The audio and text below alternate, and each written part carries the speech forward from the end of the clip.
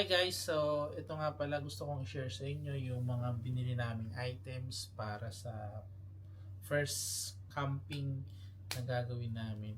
Motocamp. So, sa mga gustong mag-camping, baka sakaling magustuhan nyo at maging interesado rin kayo sa mga item ng mga binili namin. Una sa lahat, plastic mallet. Yan.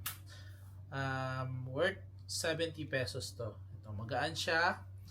Meron siyang pwede mong gamitin pang ruler, pang tanggal ng peg.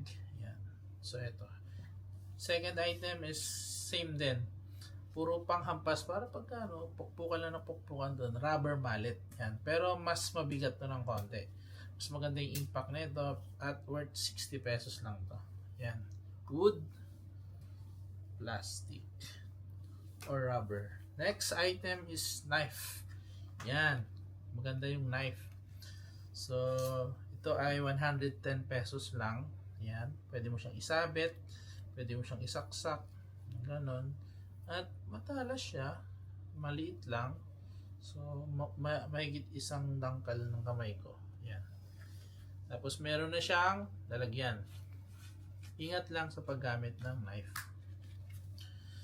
Second item is tent lamp. Yan siya. Mayroon siyang iba't ibang color. Merong green, red, and black.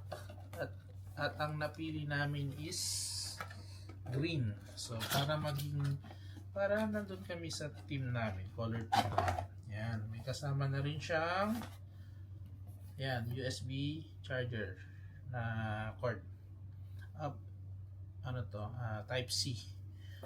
Siya. Tapos may solar na siya and test natin yung lamp niya, yung ilaw niya, ganyan siya kalakas. Yan.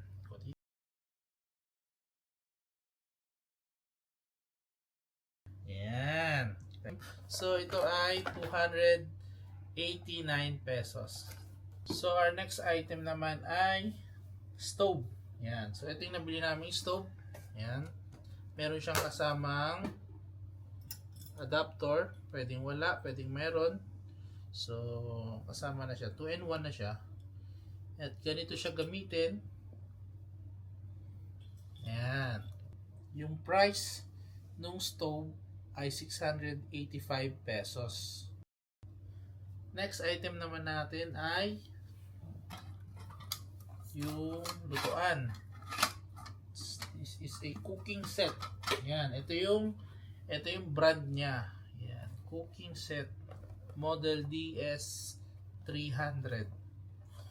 Ano bang nasa loob niya? So, nasa lalagyan siya. Yan.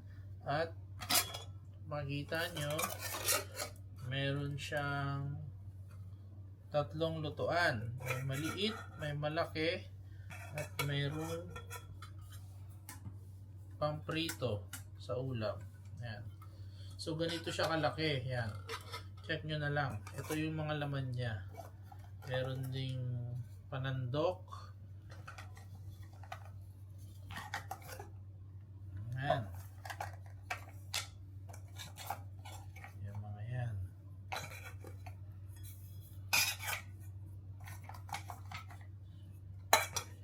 Yan.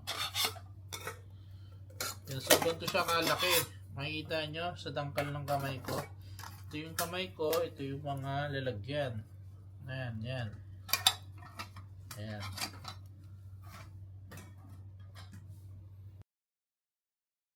So, ang price niya ay 685 pesos. Sa last item naman na nabili namin ay yung table. Yan. So, yung table. So, ganito siya gamitin. Simple lang. Nakakabit na siya pero papakita ko sa inyo kung paano ko siya ikabit at saka baklasin. Ganito siya baklasin.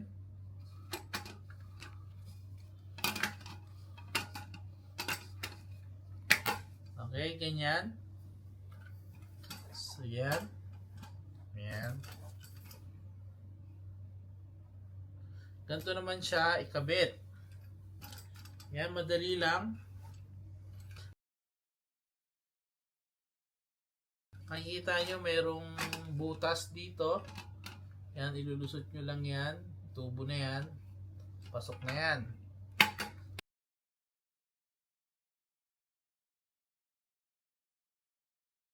Tapos, tsaka nyo ilalagay ito.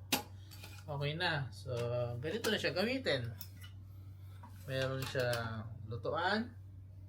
Meron kang yung stove. Ito yung stove. Tapos yung lutuan mo. Cooking set. Yan. Ganyan. Pwede na. Pwede na mag-start. So, yun muna guys yung unang set ng mga binili namin na ipinakita ko sa inyo. Sa susunod na video, ipapakita namin sa inyo yung tent. Umorder kami ng tent. Umorder din kami ng table sa ano yun? Nasa listahan ko yun eh. Mountain hiker, baka naman. Tapos yung tent namin ay Moby Garden. Yan. Madami na rin kami nabili sa Moby Garden. Kaya ganun.